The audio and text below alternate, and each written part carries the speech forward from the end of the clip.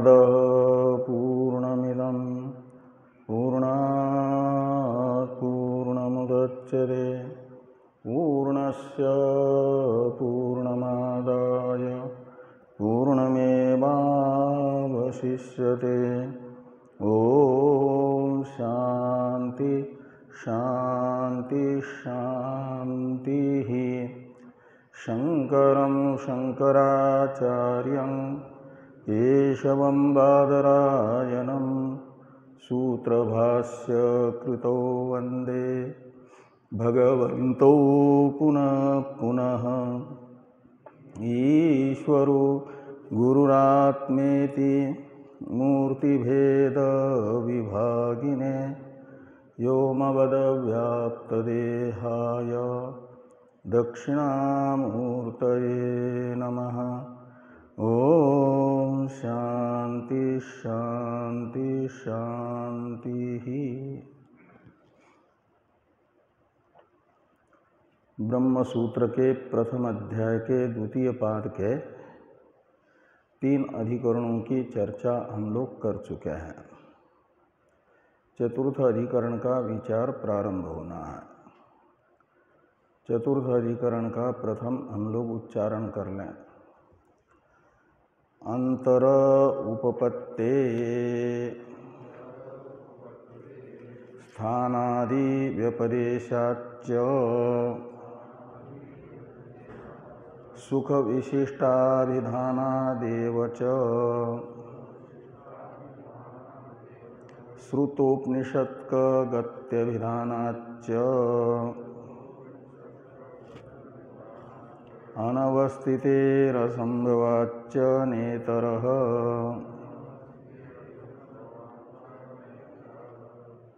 छाया जीवो देवतेसौ वासो योक्षिणी दृश्यते आधार दृश्यतोक्तेषात् अन्येषु त्रिषु कश्चनः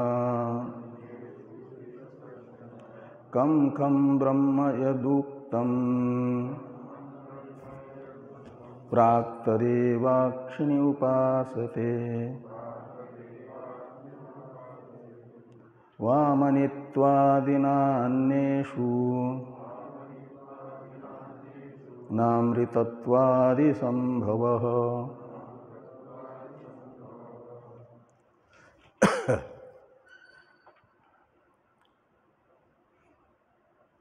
छांदोग्य उपनिषद में 3 अक्षी विद्याएं आती हैं। एक छांदोग्य उपनिषद के प्रथम अध्याय में जो अधिदेव उपाधि को आदित्य मंडलांतर्गत हिरण्मय पुरुष बताया, उसे ही अध्यात्म उपाधि में अक्षिस्थ पुरुष के रूप में बताया गया है। तो उसे भी अक्षी विद्या कहा जाता है। और छांदोग्य उपनिषद के चौथे अध्याय में एक अक्षी विद्या है जिसका नाम उपकोशल विद्या है। उपकोशल अक्षी इस चौथे अध्यायस्थ अक्षी विद्या के प्रापक जिज्ञासु है। और उपदेष्टा आचार्य आवनी आदि 3 अग्निदेवता एवं आचार्य सत्यकाम जाबाल, इन चारों से उपकोशल ने यह अक्षी विद्या प्राप्त कर ली है। इसे कहा जाता है एक अक्षी विद्या। और एक आएगी 8वें अध्याय में अक्षी विद्या। वो है, उसका नाम प्रजापति विद्या। प्रजापति विद्या में प्रजापति आचार्य हैं और विद्या के प्राप्तकर्ता इंद्र देवता हैं। उन्हें अक्षी विद्या प्राप्त हुई आचार्य प्रजापति जी से। तो इस प्रकार ये 3 अक्षी विद्याएं हैं। उनमें से प्रथम अध्यायस्थ अक्षी विद्या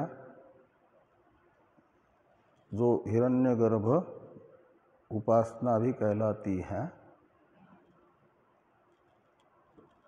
वो है सगुण साकार की उपासना रूप विद्या। चौथे अध्याय में जो उपकोशल विद्या है, ये भी अक्षी विद्या है। ये है सगुण निराकार विद्या। और निर्गुण निराकार अक्षी विद्या है प्रजापति विद्या। तो 3 अक्षी विद्याएं होने पर भी उनमें 2 हैं अपरा विद्या, एक है परा विद्या। अपरा विद्या है प्रथम अध्याय में और द्वितीय अध्याय में, चौथे अध्याय में, और परा विद्या है छांदोग्य उपनिषद के 8वें अध्याय में। इसलिए दोनों तो उपासनाएं हैं और वो ज्ञान है। 8वां अध्याय उक्त अक्षी विद्या उसे ज्ञान कहा जाता है और इन दोनों को उपासना कहा जाएगा। जो कृतोपास्ती होता है उसे ही निर्गुण निराकार का ज्ञान होता है। तो शुरू में जगत के नाम रूप में ही आसक्त हैं। अंतःकरण जिसका, उसे जगत से विलक्षण दिव्य नाम रूप वाले अक्षी पुरुष की अहंग्र उपासना करने के लिए बताया गया। वो हो गई सगुण साकार की उपासना। तो दिव्य नाम रूप परमात्मा का ग्रहण करने में लगा हुआ जो मन है, वह तुच्छ नाम रूप वाले जगत को छोड़ सकता है। और फिर वह दिव्य नाम रूप भी तो कार्यांतःपाती होने के कारण जो निर्गुण सगुण निराकार का मतलब निरूप नाम रूप रहित ब्रह्म है, उसे बताया जाएगा चिंतन करने के लिए। और उसमें जब रुचि बढ़ेगी मन की, तो दिव्य रूप को भी छोड़ने में वह समर्थ हो जाएगा। इस दृष्टि से कारण ब्रह्म की उपासना यहाँ पर बताई जा रही है। ये निरूप सगुण ब्रह्म उपासना है। इसका कोई आकार तो नहीं है उपास्य का, लेकिन गुण है इसमें। तो एक वैदिक काल में प्रसिद्ध आचार्य हुए सत्यकाम जाबाल। उनका नाम सत्यकाम है, माँ का नाम जबाला है। तो कुंती के नाम से जैसे अर्जुन का नाम पड़ता है कौंतेय, कुंती का पुत्र कौंतेय, ऐसे जबाला का पुत्र जाबाल, और रखा हुआ नाम है सत्यकाम। तो सत्यकाम जाबाल अपनी माँ की प्रेरणा से पहले तो जाते हैं अपने गुरु आश्रम में वेदाध्ययन करने के लिए। गुरु जी से प्रार्थना करते हैं समित पानी होकर के जाकर,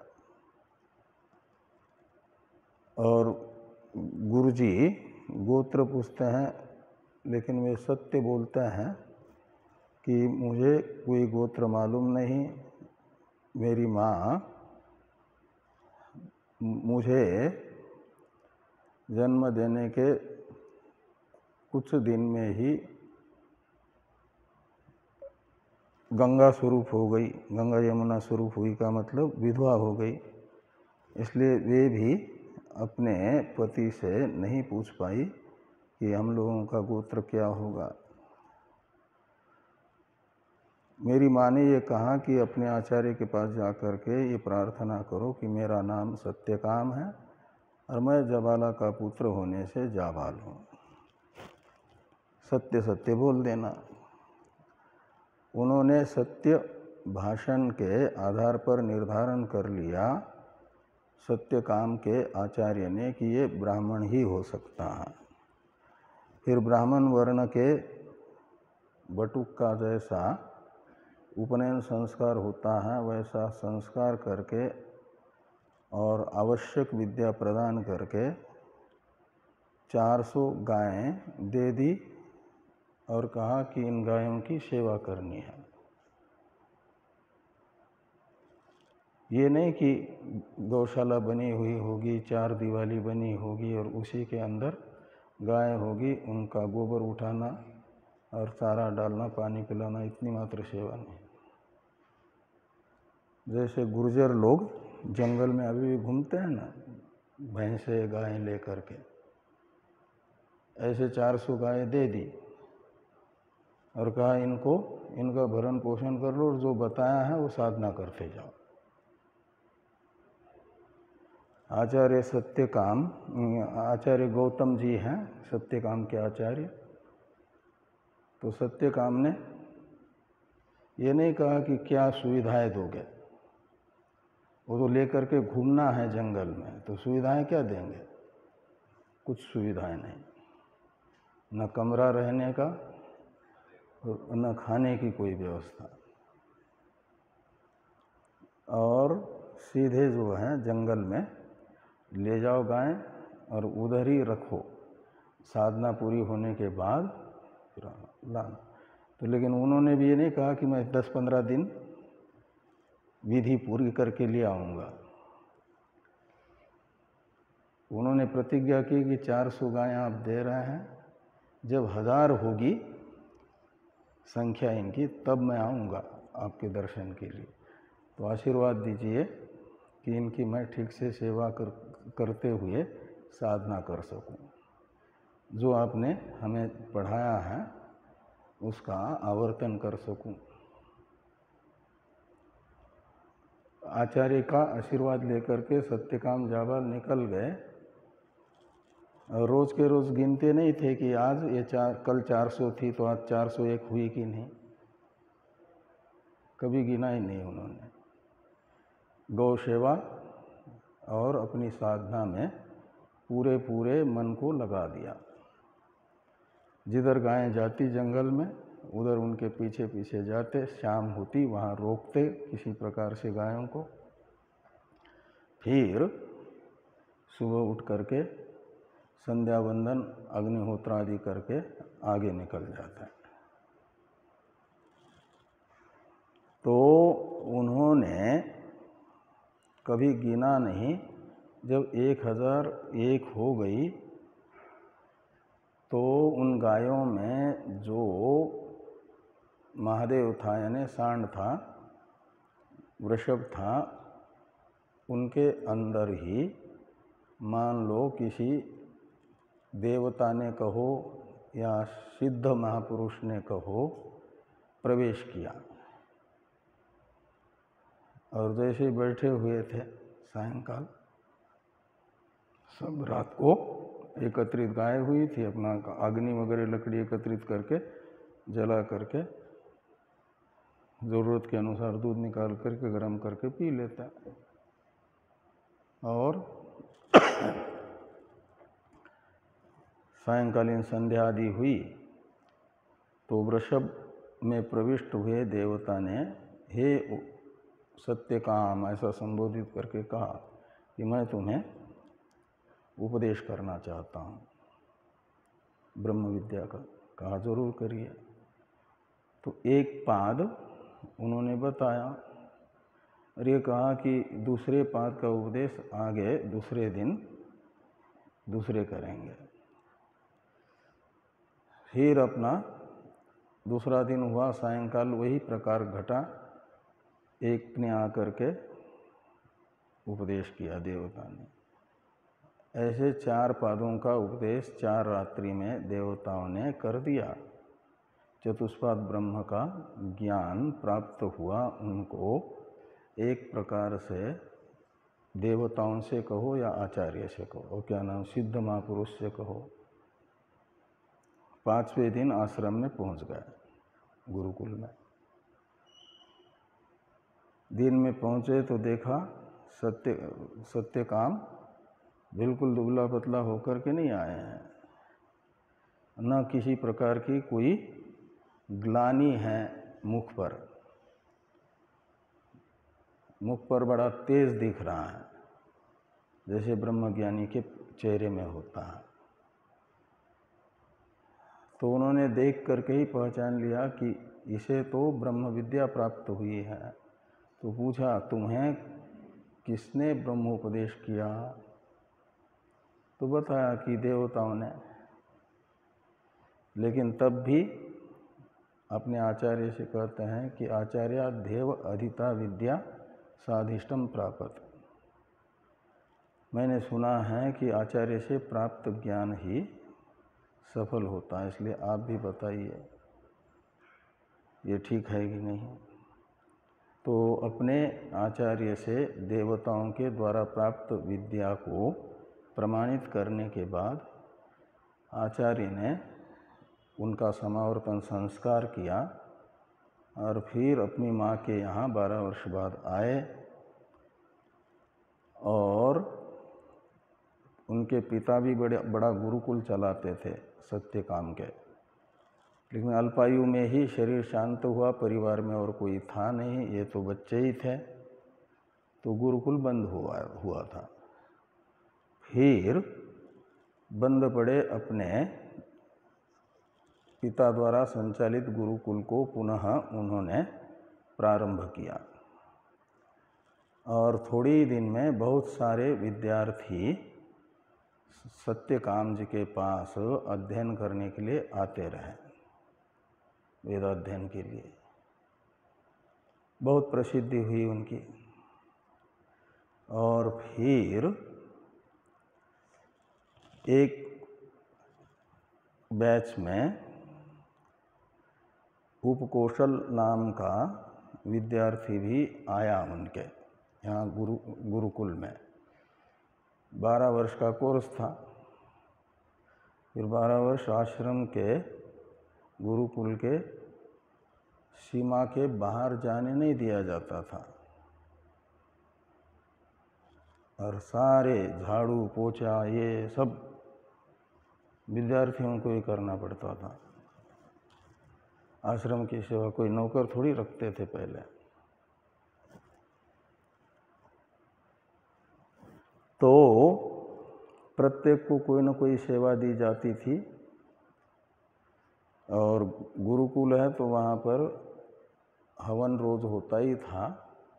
जहाँ हवन होना है वहाँ 3 अग्नियों की स्थापना होती है और वो चलती रहती है अग्नियाँ। गारहपत्य अग्नि में निरंतर अग्नि जलता रहता है। तो अग्नि की सेवा में लगा दिया था उपकौशल को।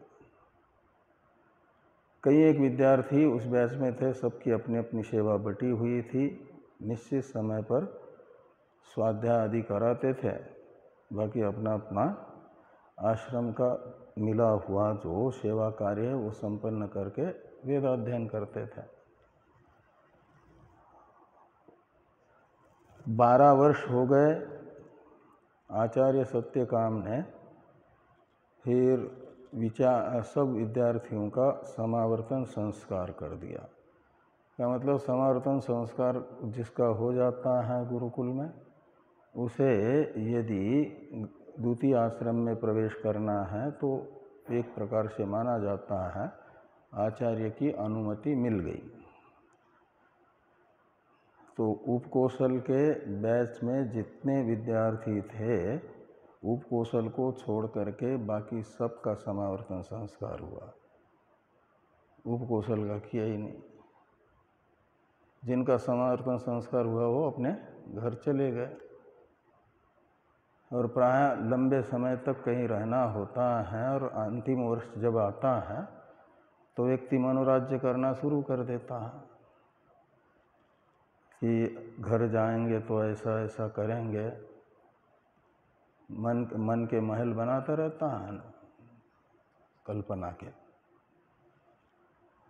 तो इसके भी मन ने बहुत सारी मनोराज्य से बातें सोच रखी थी,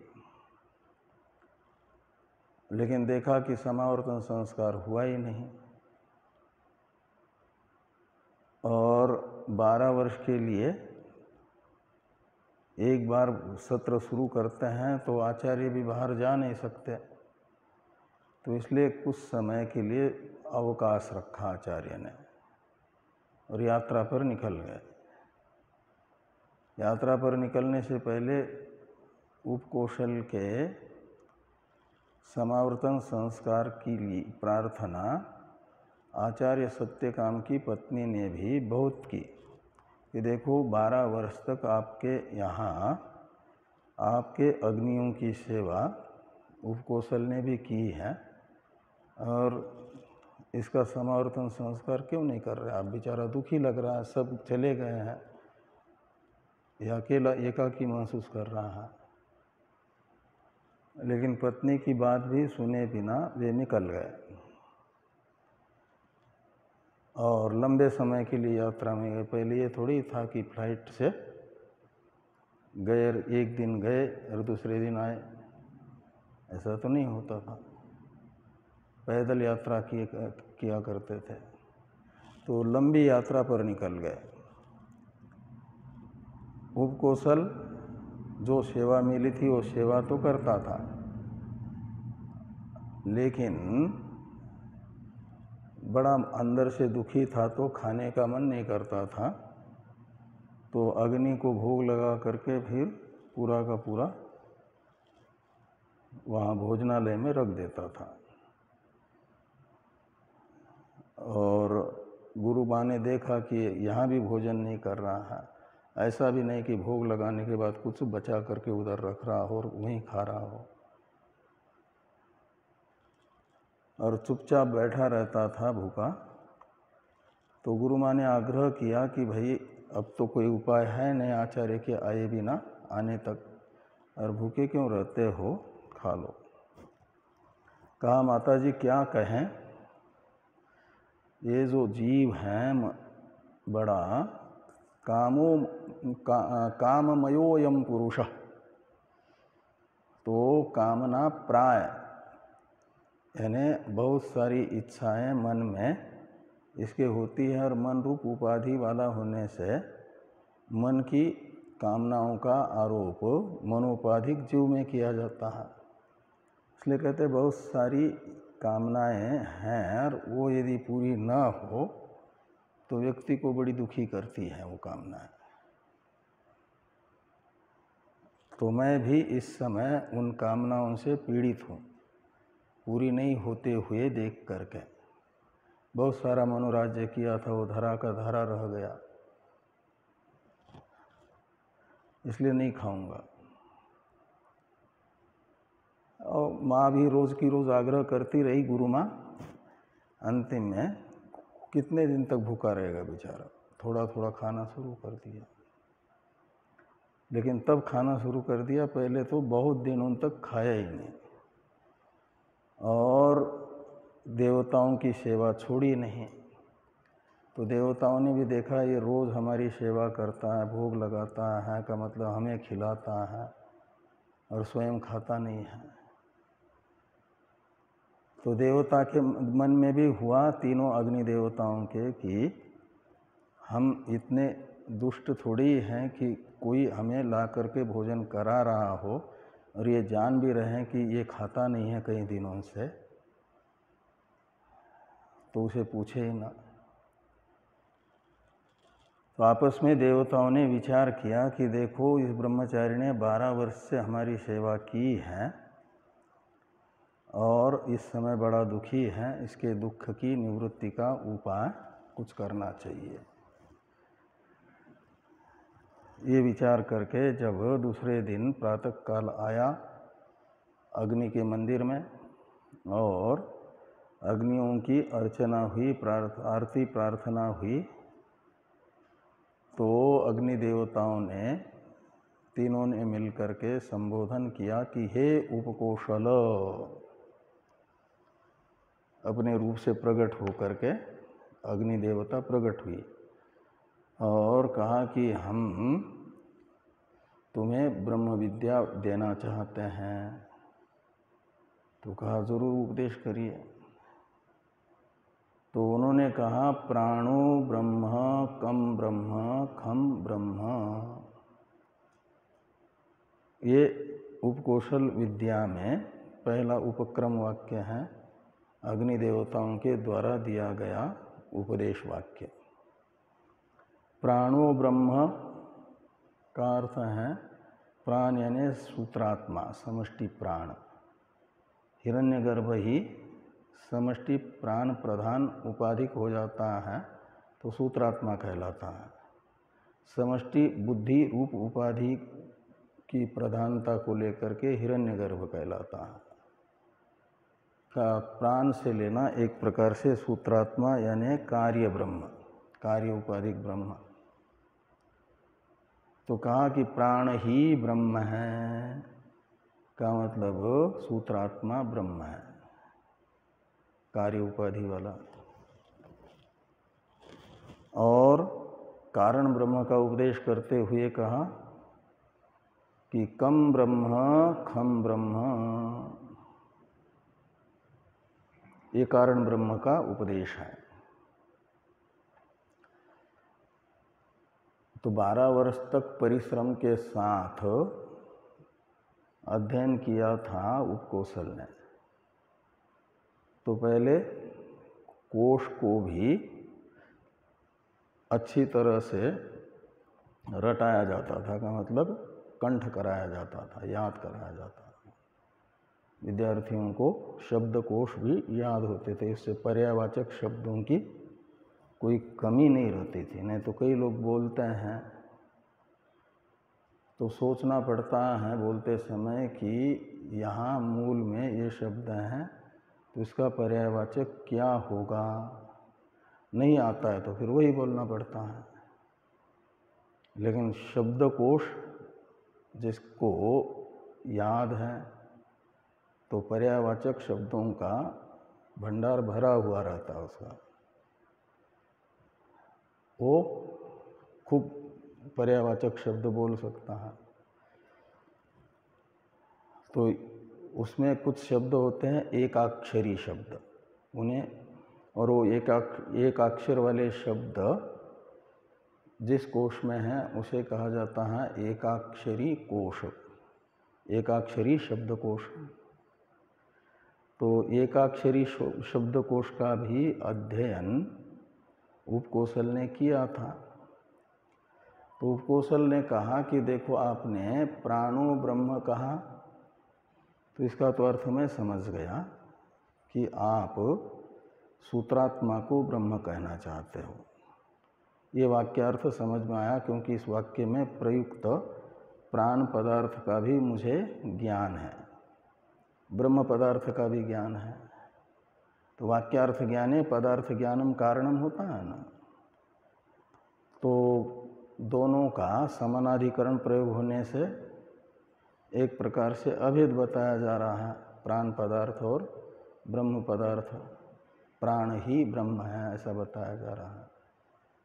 तो ये तो मेरे प्राणो ब्रह्म ये वाक्यार्थ समझ में आ गया। लेकिन कम ब्रह्म खम ब्रह्म को समझने के लिए, वाक्यार्थ को समझने के लिए कठिनाई हो रही है।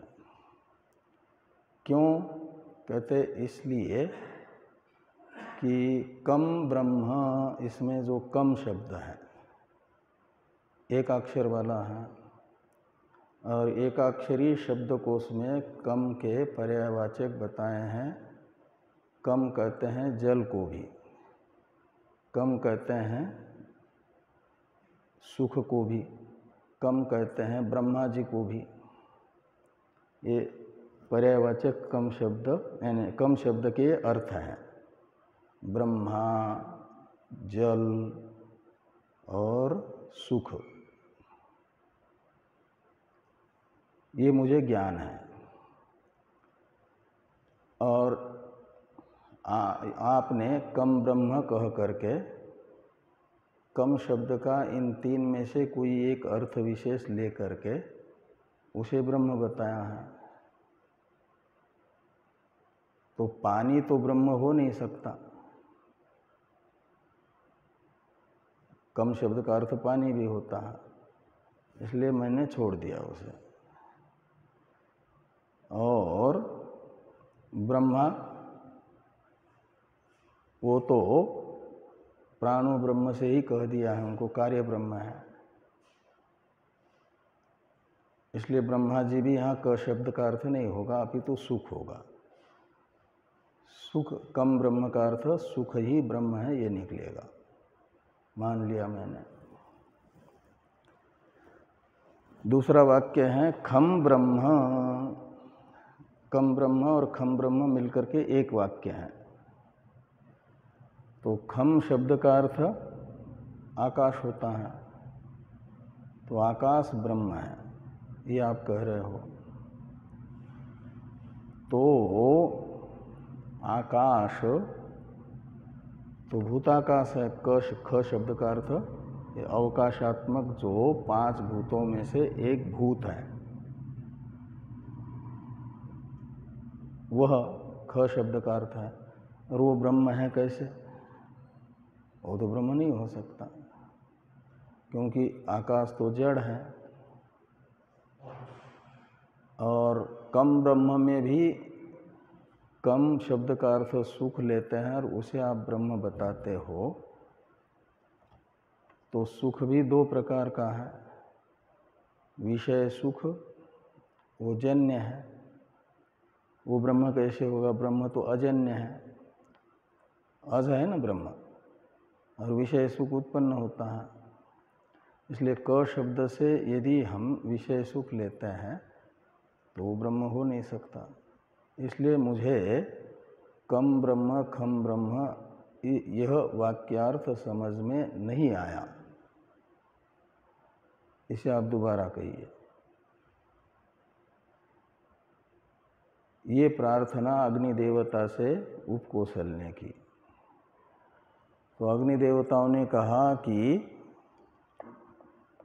यदेव कम तदेव खम, यदेव खम तदेव खम,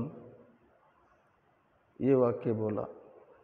यदेव कम तदेव खम, कम शब्द का अर्थ और खम शब्द का अर्थ एक है, इनमें विशेष से विशेषण भाव है। तो यदेव कम का मतलब होगा कि जो सुख है वह आकाश है का मतलब अपरिछिन्न जो सुख है। खम शब्द का अर्थ आकाश है, और आकाश ये विशेषण बनेगा कम शब्दार्थ सुख का।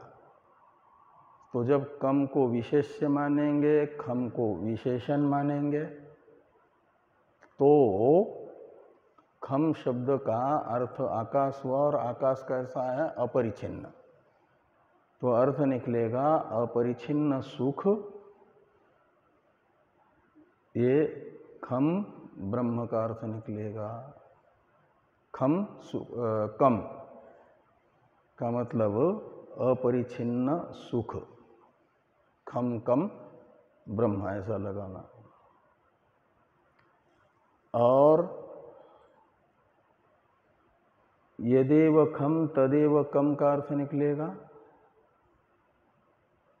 उस समय ख हो जाएगा विशेष्य और कम हो जाएगा विशेषण।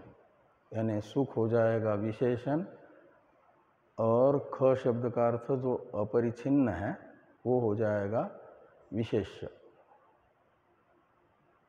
तो अर्थ निकलेगा जो सुख स्वरूप अपरिछिन्न पदार्थ है वह ब्रह्म है। सुख विशिष्ट आकाश को ब्रह्म कहा जाता है, ये अर्थ निकलेगा ना। अपरिछिन्न विशिष्ट सुख को ब्रह्म कहते हैं और सुखत्व विशिष्ट अपरिछिन्न पदार्थ को ब्रह्म कहते हैं। इससे ये निकलेगा जब ख को क का विशेषण बनाते हैं तो विशेषण व्यावर्तक होता है ना। विशेषण का मुख्य कार्य है अपने विशेष्य को अन्य से व्यावर्तन करना या अलग करके दिखाना। तो जैसे नीलम कमलम, खाली कमल कहो तो नीला भी, पीला भी, लाल भी, सफ़ेद सब आएगा। सब रंग के कमल पुष्प को कमल कहा जाएगा ना।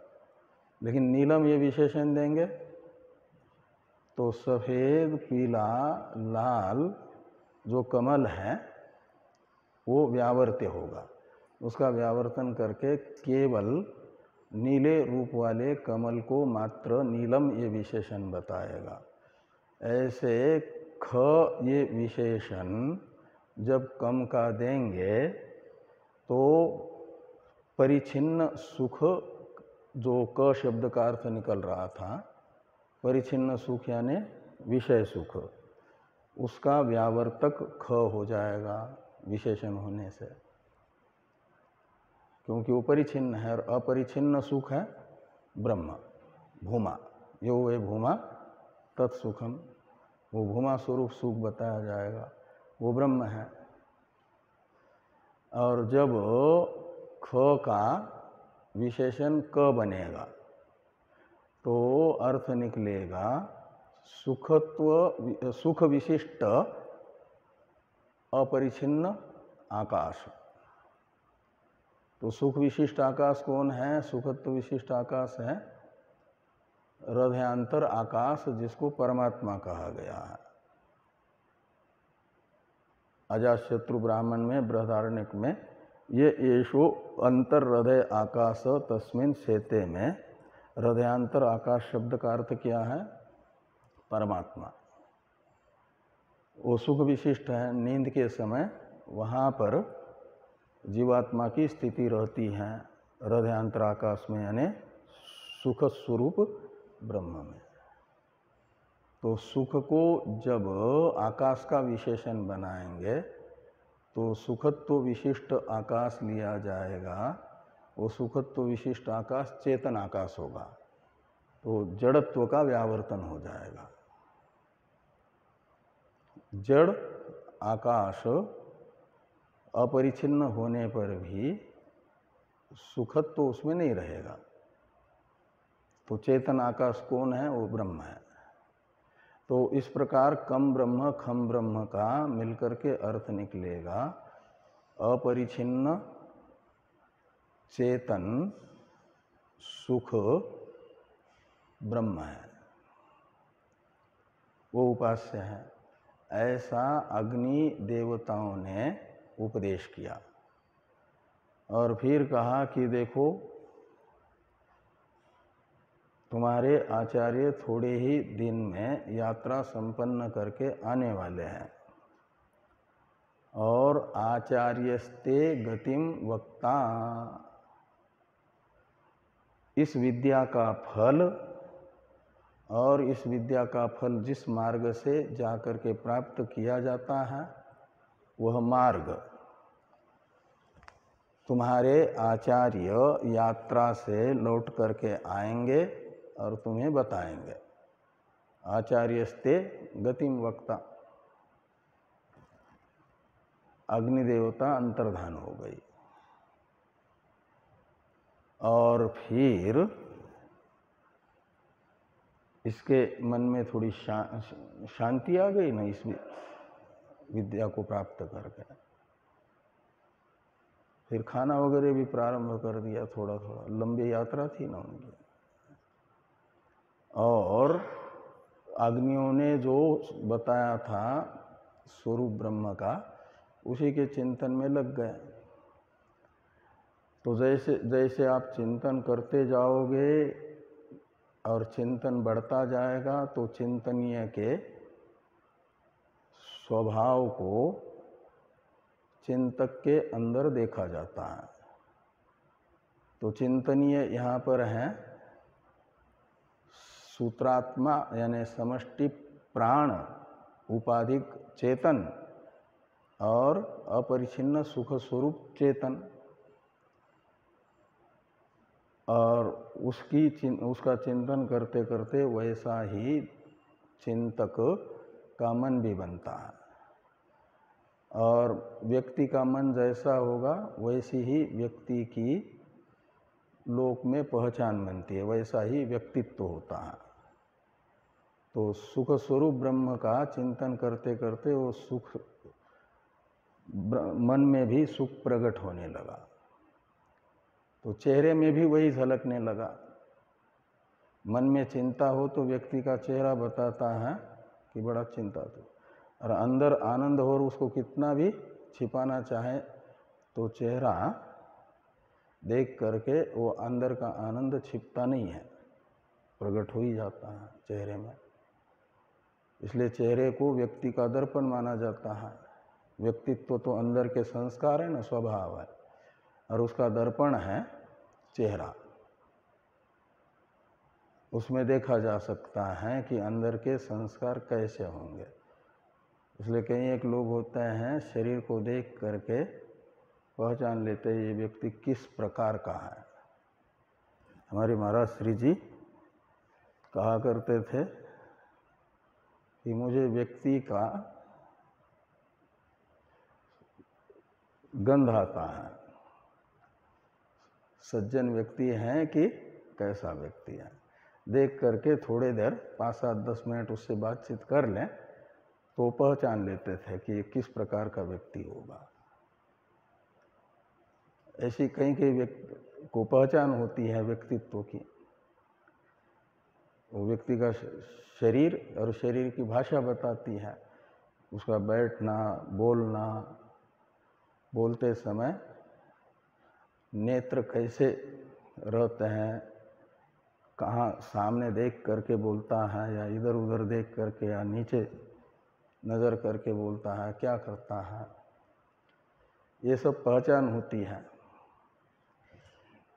तो सुख स्वरूप ब्रह्म का चिंतन करते करते मन में शांति आई उपकोशल के। तो जैसे आचार्य वापस आ गए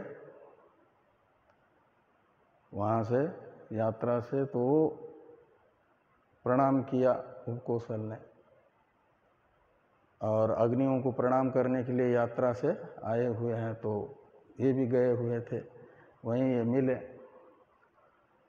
और देखा उपकोशल को, तो बड़ा जाते समय का चेहरा इनकी दृष्टि में था, और आने के बाद तो बिल्कुल बदला बदला चेहरा दिख रहा। जाते समय तो मुरझा हुआ और बड़ा दुखी चेहरा था, और आए तो बड़ा शांत आनंदमय दिख रहा है चेहरा। तो सत्यकाम जी ने पूछा कि हे उपकोशल, और ऐसा संबोधन सुनते ही उपकोशल कांपने लगे। मैंने डरते थे, बड़े कड़ा, किसी किसी का बहुत कड़ा स्वभाव होता है ना, तो स्वभाव वाले व्यक्ति से पता नहीं क्या कहें, डर लगता है। लेकिन हे उपकोशल ऐसा संबोधन किया है और आचार्य ने किया है, और कुछ भी ना बोले तो अनादर हो जाएगा ना, वो भी ना हो। इसलिए कहा हाँ भगवान। तो कहा तुम तो ब्रह्मज्ञानी जैसे लग रहे हो, तुम्हें किसने ब्रह्मोपदेश किया?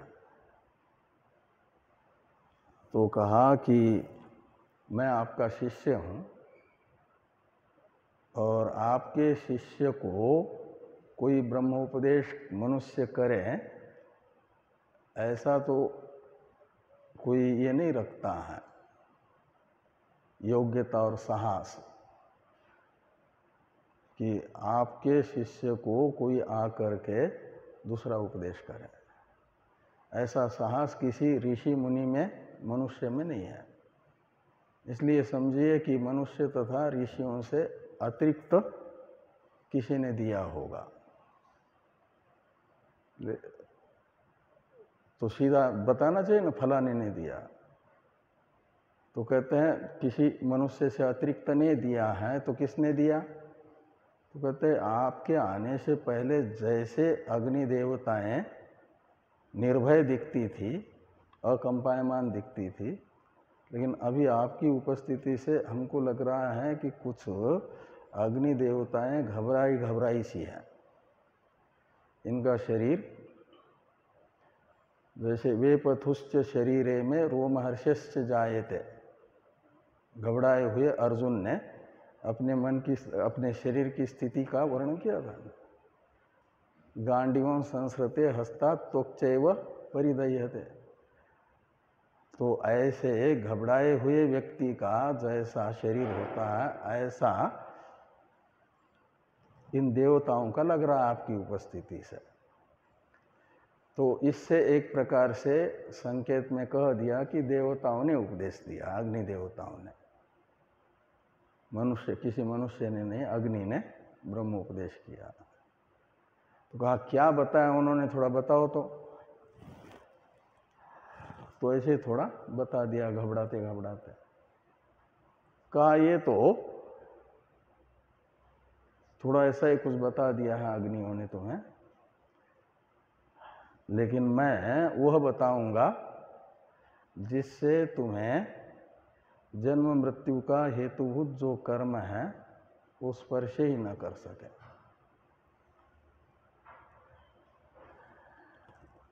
वो विद्या मैं तुम्हें दूंगा। और कहा हाँ दीजिए, उपदेश करिए। तो कहा ये एषो अक्षिणी पुरुषो दृश्यते, एष आत्मा इति उवाच, एतत् अमृतम अभयम एतत् ब्रह्म इति। ऐसा आचार्य सत्यकाम जी ने श्वेतकेतु को बताया। श्वेतकेतु नहीं, उपकोशल को। और फिर ये सुन करके इसका अर्थ क्या होता है कि जो नेत्र में पुरुष दिख रहा है वही आत्मा है, यानी सर्वात्मा है, और वही परमात्मा है, वह अमृत है, अविनाशी है, अभय यानी भय रहित है, ब्रह्म है। ये कह करके फिर आगे कहा उपासना तो गुण चिंतनम उपासनम है ना, तो उपासना उपयोगी गुण बताएं, वामनित्व, भामनित्व, संयद वामत्व। ये तीन गुण अपने द्वारा उपदिष्ट अक्षिस्त पुरुष में उपासना के लिए बताए कि अक्षिस्त पुरुष कैसा है, तो वामनी है। अक्षिस्त पुरुष कैसा है, तो भामनी है। वामनी का अर्थ होता है आप जिन अभिष्ट पदार्थों को चाहते हो वे अभिष्ट पदार्थ आपको प्रदान करने वाला, वो वामनी,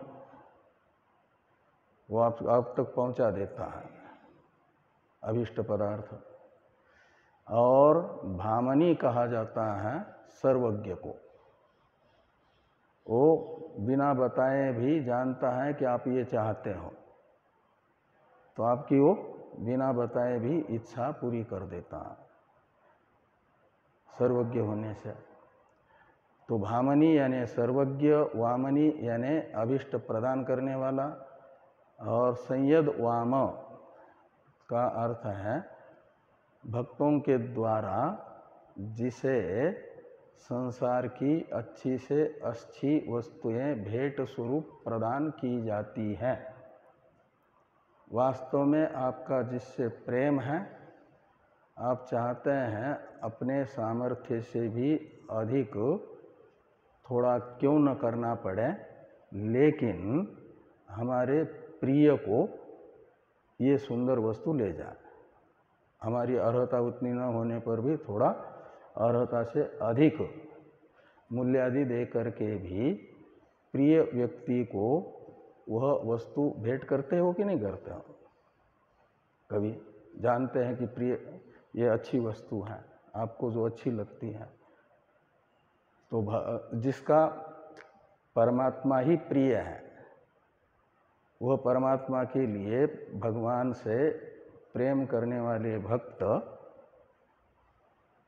ऐसे पूजा की सामग्री में जिनकी वस्तुतः संसार चाहते हैं लेकिन पूजा मजबूरी में करते हैं, तो दुकानदारों को कहते हैं कि पूजा वाली सुपारी दे दो, खाने वाली नहीं।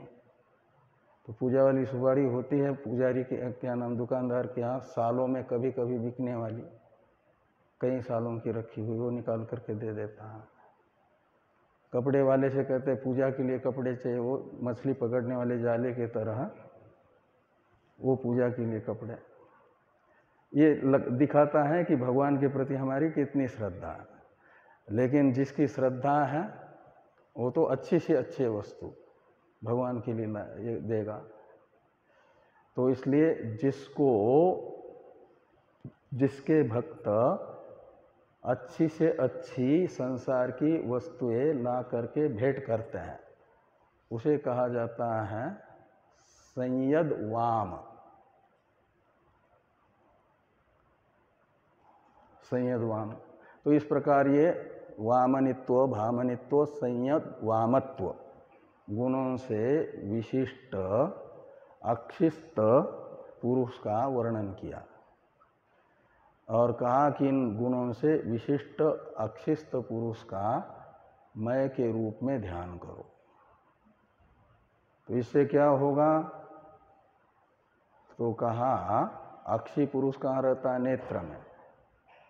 तो जहाँ वो अक्षी पुरुष रहता है उपास्य ब्रह्म संयद वामत्वादि गुणों से विशिष्ट, वो स्थान भी ऐसा है कि उसमें आप घी डालो या कोई आँख में डालने के लिए ड्रॉप दिया है डॉक्टर ने, वो डालो, तो बीचों बीच में डालते हो, बीचों बीच में रहता है या आजू बाजू से बहता है, निकल जाता है। शहद लगा लो, कुछ भी लगा लो, आजू बाजू से निकल जाएगा।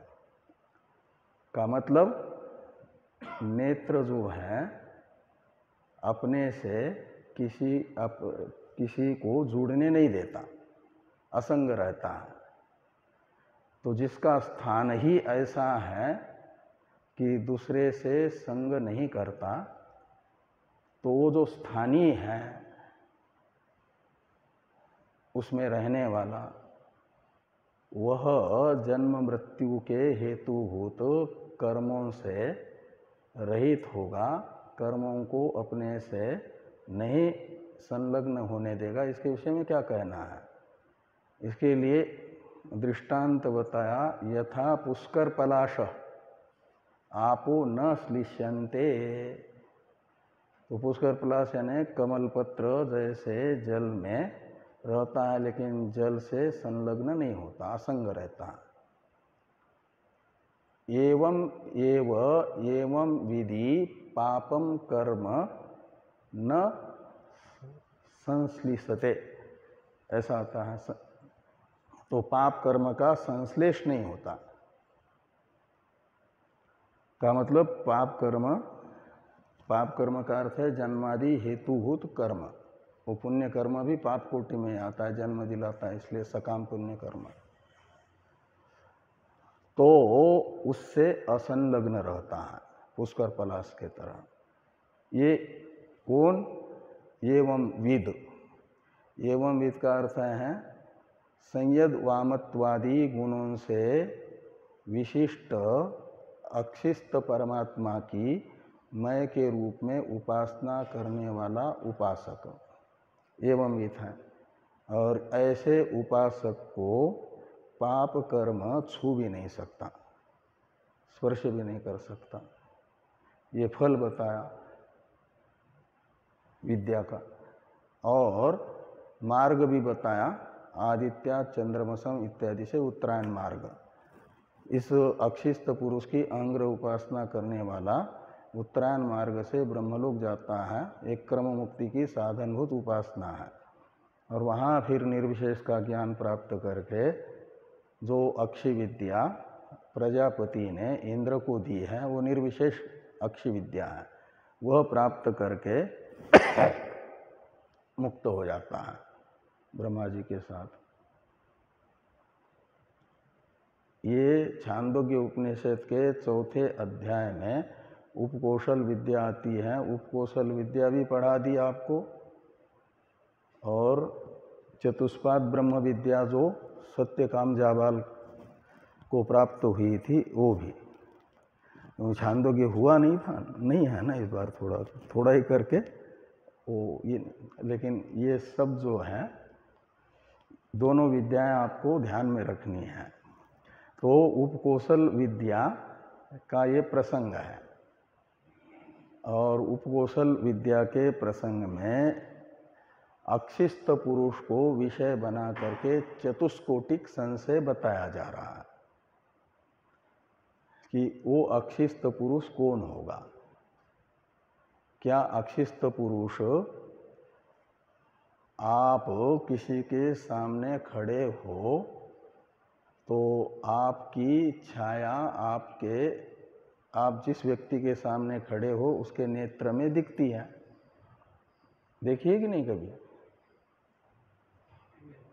आप जिसके सामने हैं उस व्यक्ति के नेत्र में दृष्टि डालो तो आपकी छाया उस व्यक्ति के नेत्र में दिखेगी। तो क्या अक्षिस्त पुरुष वो आपकी जो छाया सामने वाले व्यक्ति के नेत्र में पड़ी हुई है, वह छाया अक्षिस्त पुरुष है? उसका उपदेश किया है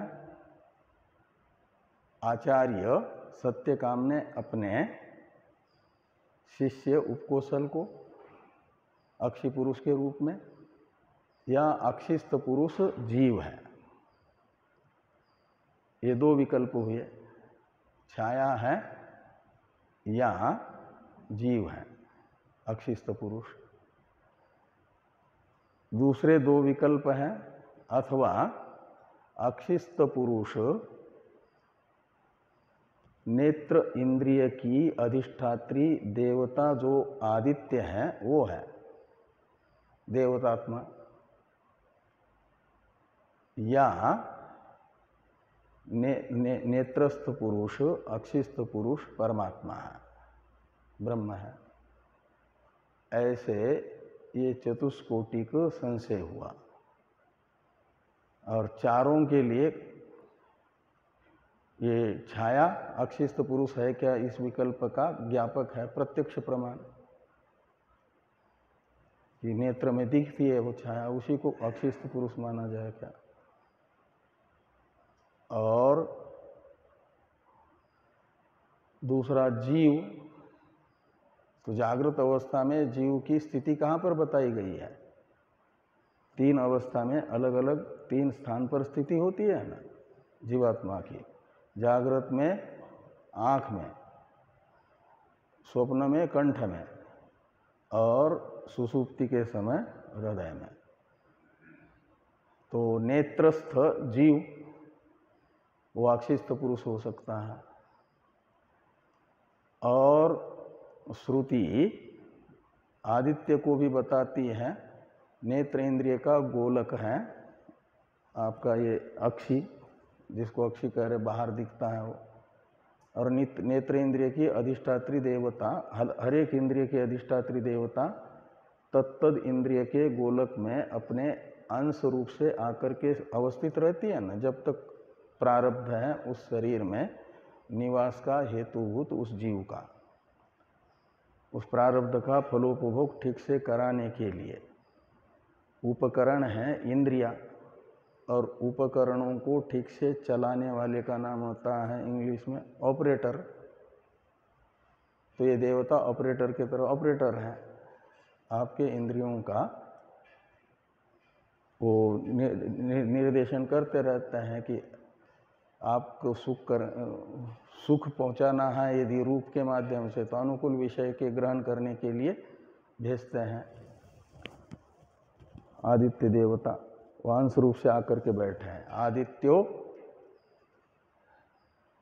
नेत्रम भूत्वा अक्षिणी प्राविशत, ऐसा आता है। नेत्रम यानी नेत्र अनुग्राहकम भूत्वा, नेत्र का अनुग्राहक बन करके नेत्र इंद्रिय के गोलक में स्थित है। ऐसे सारी देवताएं अब उन गोलकों में हैं।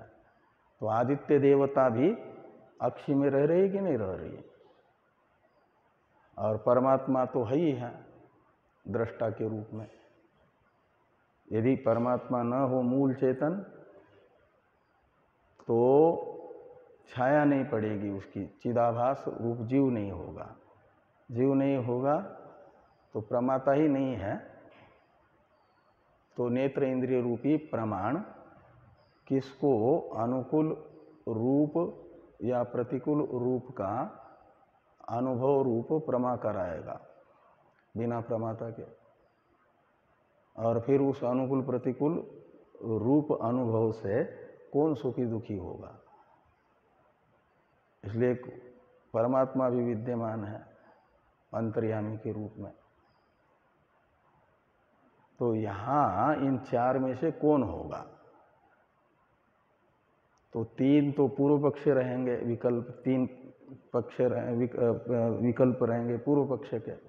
छाया को मानने वाला एक पक्ष, जीव को मानने वाला दूसरा, और आदित्य देवता को मानने वाला तीसरा, और चौथा परमेश्वर है, ये सिद्धांत पक्ष है।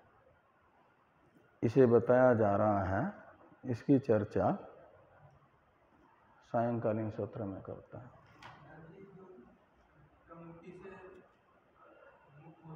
हाँ, ब्रह्मा जी जो उनकी मुक्ति निश्चित है, ब्रह्मा जी की मुक्ति निश्चित है। हाँ, निश्चित है।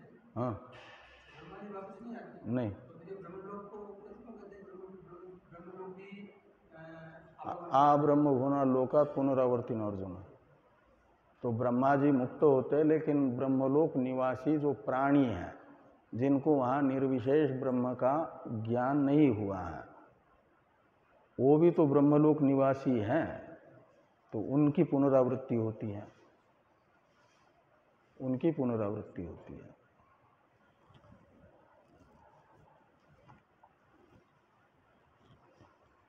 ओम पूर्णमदः पूर्णमिदं पूर्णात् पूर्णमुदच्यते पूर्णस्य पूर्णमादाय पूर्णमेवावशिष्यते। ओम शांति शांति शांति। शंकरं शंकराचार्यं केशव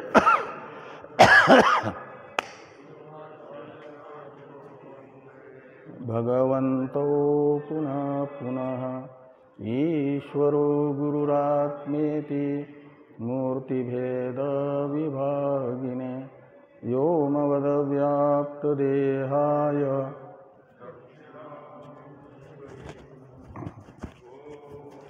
शांति शांति शांति।